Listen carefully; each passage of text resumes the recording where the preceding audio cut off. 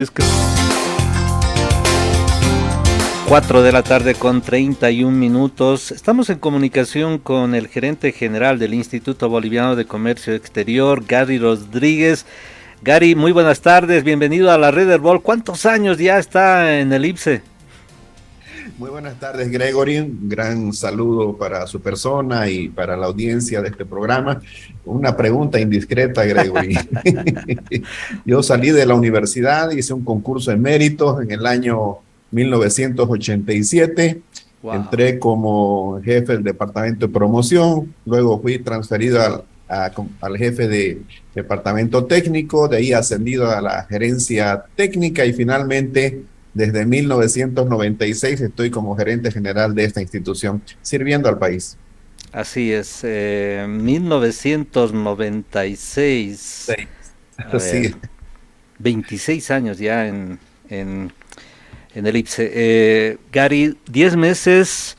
¿Cómo ve el panorama económico? Creo que ha habido un mejoramiento de las exportaciones. ¿Cómo ve la economía a nivel general a 10 meses de este año, Gary? A ver, desapasionadamente, como corresponde, los economistas tenemos que leer números, pese a que a alguna gente no le gusta, y evitar cualquier subjetivismo. Nuestro presidente en IPSE, el ingeniero Demetrio Soruco Génique, dice, para nosotros, si un vaso está con el agua hasta la mitad, no está ni medio lleno ni medio vacío, está con el agua hasta la mitad. Que pueda subir o que pueda bajar depende de las decisiones que tomemos. En función de eso, lo primero que hay que destacar, Gregory, en relación a la economía boliviana es la estabilidad, pero además estabilidad con crecimiento, un proceso de recuperación que se lo está haciendo. Quisiéramos que vaya más rápido, pero vamos mejor que otros países. Hay que decirlo, lo que pasó en el año 2020 con la pandemia nos golpeó muy, muy fuerte, como no había ocurrido en 67 años. ¿Ah? Solamente en 1953 la economía cayó 9,5% después de o como consecuencia de la revolución del año 52. ¿Ah? Pero en el año 2020 la economía boliviana cayó 8,7%. ¿Ah? El año pasado la economía se ha recuperado con un 6,1%. Ese crecimiento todavía no nos reporta el nivel que teníamos en el año 2019, prepandemia, pero hasta el mes de marzo, el INE nos ha reportado ya un crecimiento del 3,97%. Casi de 12 sectores, 7 de ellos están por encima del 4,5%.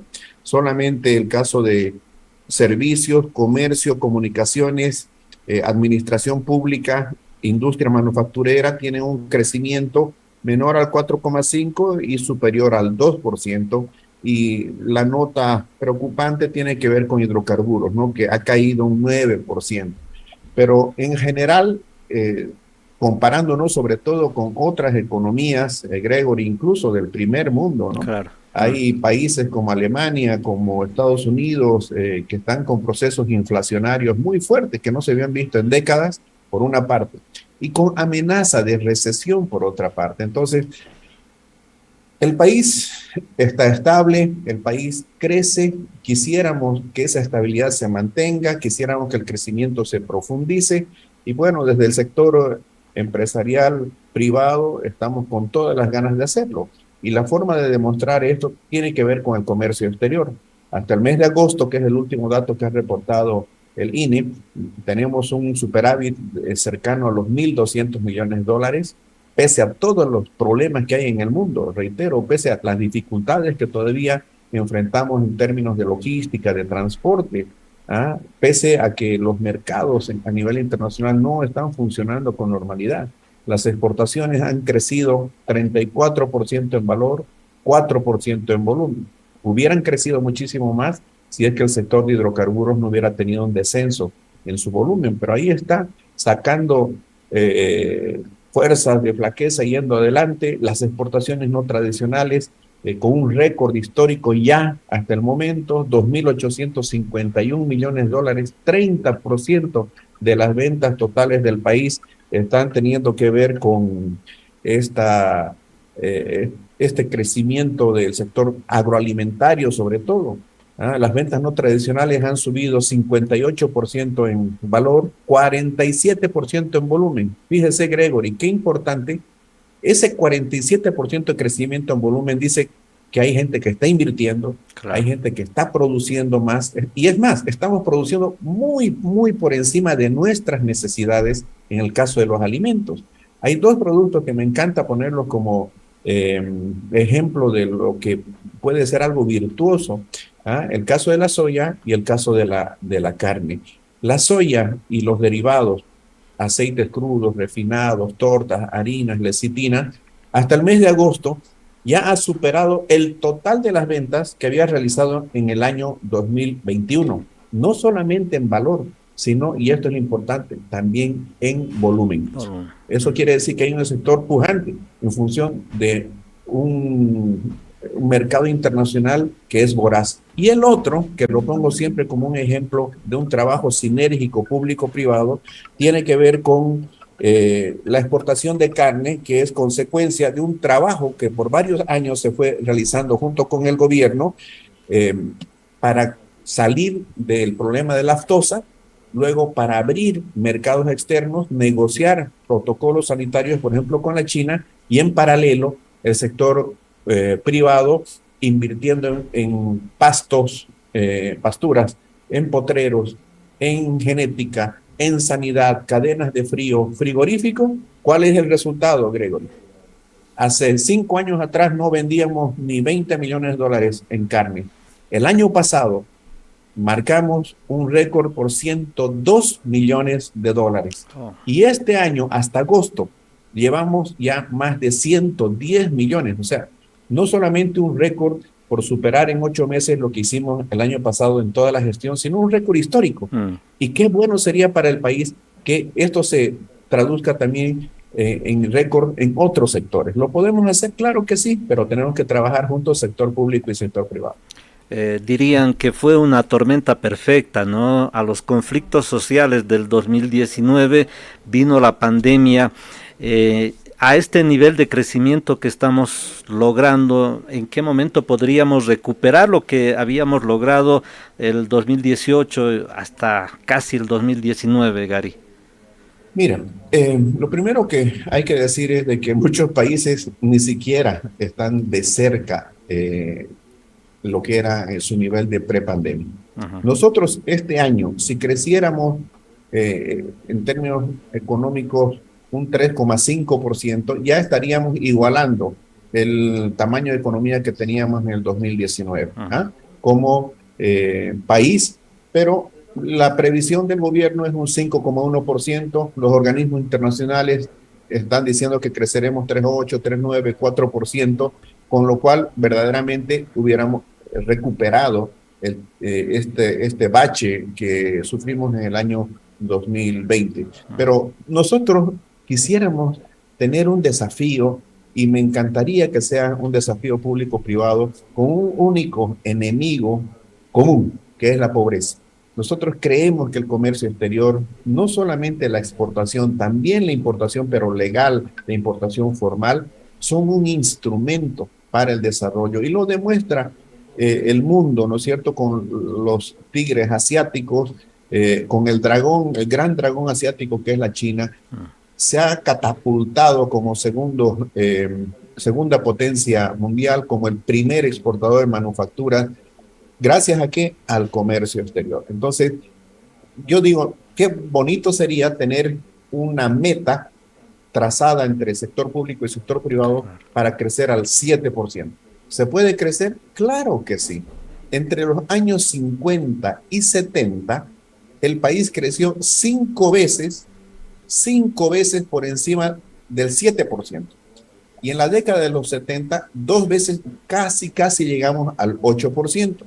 Entonces, en esos entonces no teníamos la cantidad de gente que tenemos ahora, no teníamos el mercado interno que tenemos ahora, no teníamos los acuerdos comerciales con los que contamos hoy día, no teníamos el aparato productivo, comercial y de servicios que tenemos ahora, no teníamos muchas cosas, ¿verdad? Que hoy día contamos. ¿Qué nos está faltando? Solamente ponernos de acuerdo, sector público, sector privado, trazar una agenda conjunta como la que ha manifestado el presidente del Estado en Expo Cruz en septiembre pasado.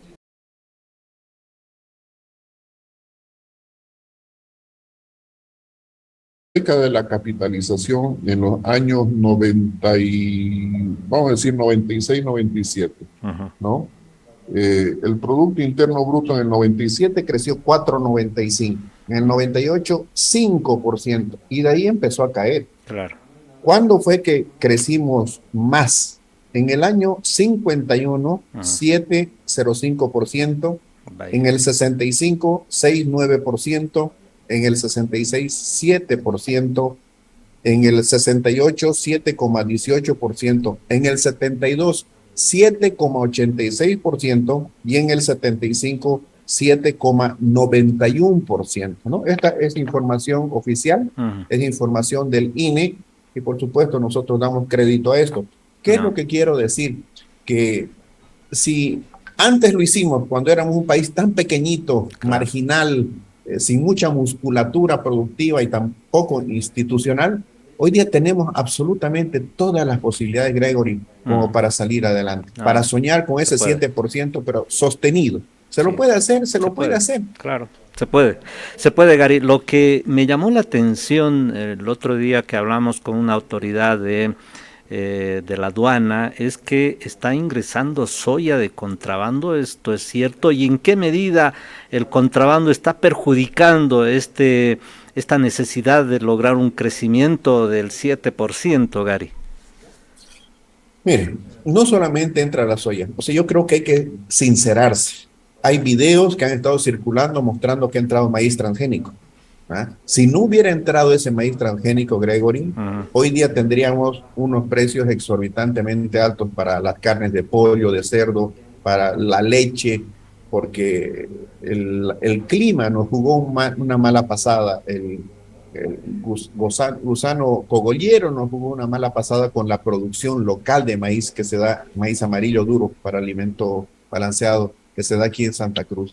Entonces, no solamente es la soya, no solamente es el maíz, entra trigo, entra harina de trigo y una cantidad enorme de productos. O sea, nosotros vemos cada día que la aduana está informando que ha decomisado, pero bueno, uno se tiene que preguntar, ¿verdad? Así como se dice que el país más seguro no es el que tiene mayor cantidad de delincuentes en la cárcel, si el estar cada día mostrando que se está decomisando es un éxito o es que más bien estamos yendo para atrás, ¿no es cierto?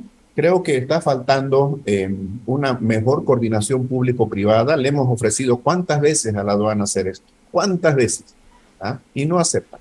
Nosotros hemos dicho que tiene que haber una lucha donde no solamente esté la aduana, estén otras entidades alrededor de ella, AGMED en medicamentos, SENASAG en alimentos, las alcaldías en los mercados, impuestos, cruzando información y apuntalando todo ello la sociedad civil, Gregory, porque si no, ¿qué es lo que pasa?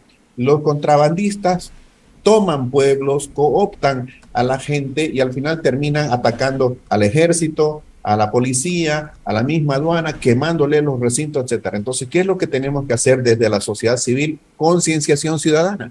Saber que el contrabando nos hace daño. El contrabando es un delito. Entre contrabando y narcotráfico no debería haber ninguna diferencia porque ambos están al margen de la ley. Sin embargo, estamos conviviendo con el contrabando y por supuesto que esto, estando al margen de la ley, nos hace daño.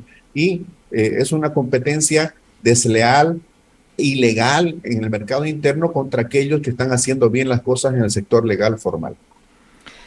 Bueno, si estamos así como estamos este año, Gary, ¿qué perspectivas de crecimiento tienen ustedes? ¿Con cuánto estaríamos cerrando y con cuánto de inflación este año? Bueno, la inflación está controlada, ese es otro tema. Hay explicaciones para tener una inflación tan baja, ¿no? Tipo de cambio que está controlado, está fijo desde el año 2011. Tenemos un dólar muy barato que promueve la importación. tenemos controles de precios en los alimentos y en los combustibles, hay subvención, por lo tanto estos dos disparadores de inflación impiden que suban los precios. Eso nos coloca a nivel internacional, incluso con un nivel tan bajo que somos objeto de atención, de estudio y de admiración. ¿Cuánto podremos crecer hasta fin de año? Bueno, eso va a depender de lo que pase de aquí en adelante. Tenemos que decirlo. Por eso al principio yo destacaba mucho la estabilidad, ¿no? La estabilidad que ayuda a invertir, que ayuda a apostar por este país, a crecer, pero si nos vamos a tornar un país inestable de aquí en más, esa tasa de crecimiento puede bajar. El pronóstico del gobierno es 5,1%. Los organismos internacionales están centrándose en de alrededor del 4%. Creo que este es un número que está más cercano de la realidad en función de lo que estamos viendo, lamentablemente, tantos bloqueos, ¿no? Más de 60 bloqueos que ha reportado solamente el sector de transporte en todo el país. Y bueno, esta huelga decir pues que esto afecta al normal desarrollo de las actividades, tanto en función del mercado interno como externo. Gary, le pido un minuto, tengo unos mensajes y vamos a volver ya para cerrar este análisis económico. Aguárdeme unos instantes. 4:49, le estamos tomando el pulso a la economía boliviana con Gary Rodríguez, gerente general del Instituto Boliviano de Comercio Exterior, con quien estamos tratando de ver cómo nos va a ir este año. Un año que ha habido incremento salarial, ¿no, Gary? Después de 2 años de problemas en el país, problemas económicos principalmente. Así es, y nosotros quisiéramos, pues, Gregory, y esto yo lo digo como economista, lo digo como boliviano, que nuestros trabajadores estén mejor pagados, que los empleos en la generalidad de los casos estén dentro del sector legal, del sector formal, no como se dice ahora que más del 70% está en un sector informal, totalmente al descubierto, sin seguridad social, etcétera.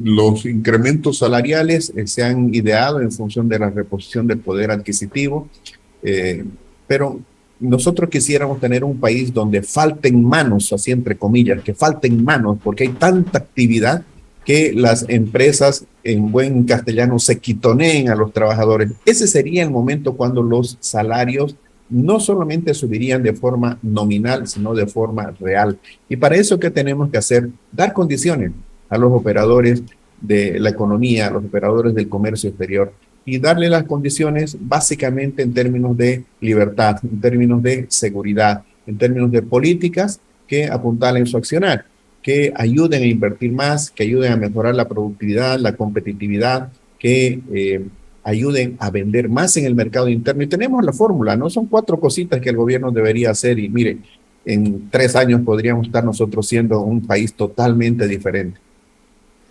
Gary, según los datos que ustedes proyectan, estaríamos creciendo al 4% este año.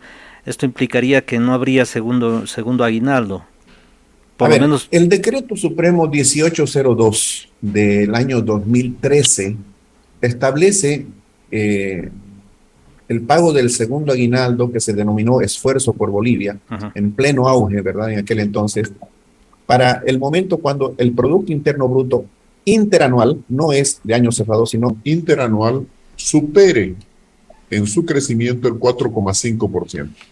Para el caso, si entre julio del año pasado y junio de este año el PIB de Bolivia supera en un 4,5% a igual lapso de la gestión precedente, entonces se gatilla el pago de un segundo aguinaldo. Pero ¿qué es lo que estamos viendo? Y tenemos aquí la estadística oficial. Una vez más, nosotros no, como dije al principio, no elucubramos, no caemos en subjetivismo, sino que para nosotros lo que cuentan son los números. Este es el periodo que se tiene que considerar desde julio del año pasado hasta junio del presente año en términos de trimestre. Resulta que en el trimestre 3 del año pasado, entre julio y septiembre, la economía creció 5,48%. Entre octubre y diciembre, 0,23%. Este es el factor que va a impedir el pago del segundo aguinaldo. Este año, entre enero y marzo, el INE ha reportado un crecimiento de 3,97%.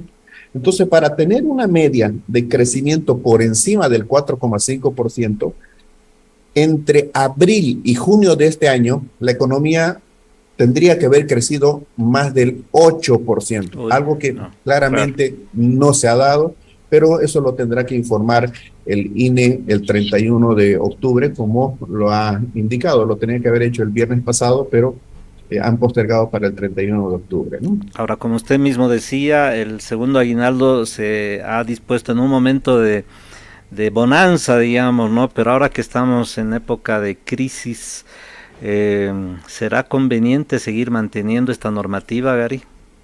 Yo he escuchado no solamente la preocupación de los empresarios, sino, no sé, usted el comunicador debe estar mejor informado que yo, pero muchos segmentos de los trabajadores han dicho preferimos tener nuestro empleo seguro a tener una fugaz alegría en diciembre y luego que en enero o en febrero del siguiente año le estén despidiendo porque la empresa no podía, digamos, acometer financieramente con esa obligación.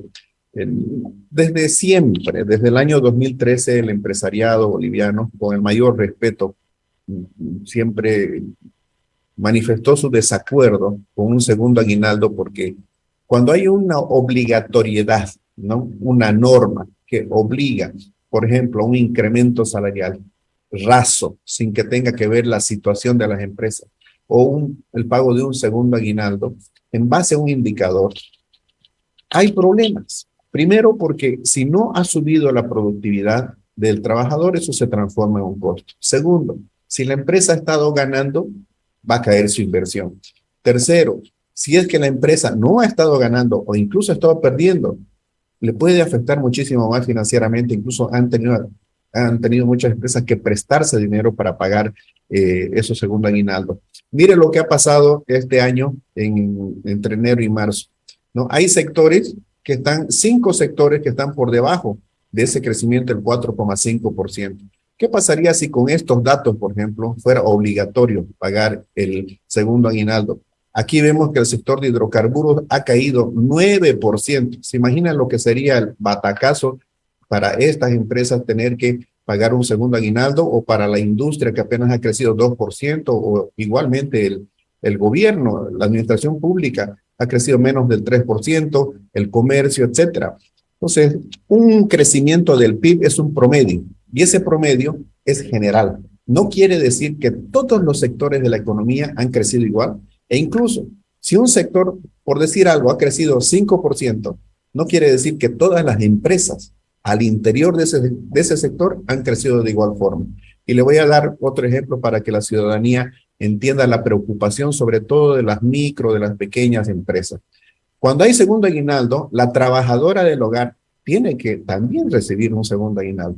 ¿Y qué pasa, como usted bien dice, en una situación hoy día no de bonanza, no de auge?